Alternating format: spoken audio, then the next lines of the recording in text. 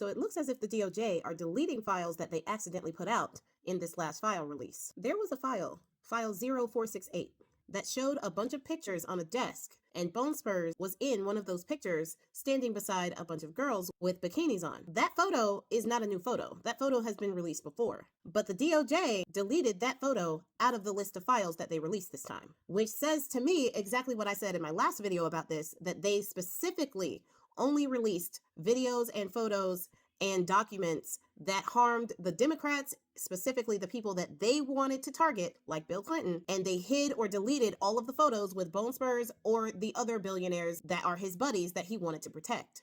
And the fact that this one slipped through the cracks and people like Aaron Parnas caught it and have outed them and started reporting on it, it is really easy to see that that file is now missing. And you can see at the bottom of the picture the name of the file. It was 0468.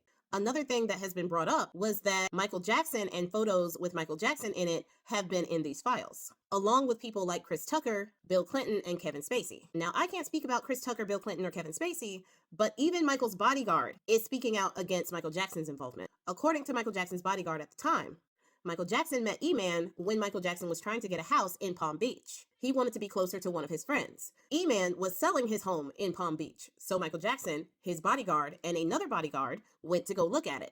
According to the bodyguard, Michael Jackson didn't know who E-Man was, and that was pretty much the extent of their relationship. But the DOJ put out this photo of Michael Jackson and Bill Clinton, as well as Diana Ross, and there was a couple redactions in the photo, as if they were with victims. Come to find out, this photo looks very eerily similar to this photo. They were actually at a Democratic fundraiser in 2003. And the redactions in the first photo was Evan Ross, Diana Ross's son, as well as Paris and Prince Jackson, Michael Jackson's kids. They were not victims of E-Man.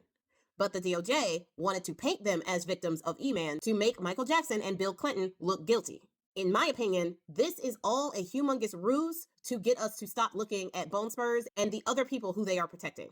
They have been trying to say that this is a Democratic hoax for months and trying to paint Bill Clinton as the ringleader of this whole thing. They have been on Bill Clinton this way since 2015.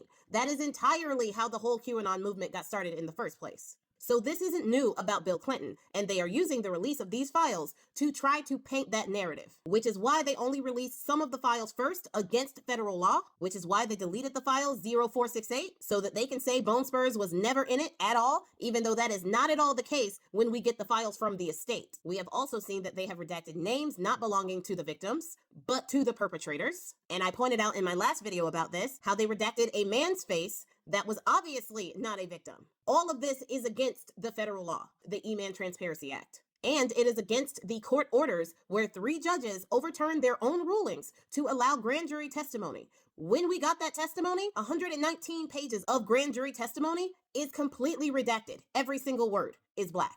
When the judge said that they should release the grand jury testimony, only redacting victim names and identifying information of the victims, not the perpetrators. That is not at all what this administration has done.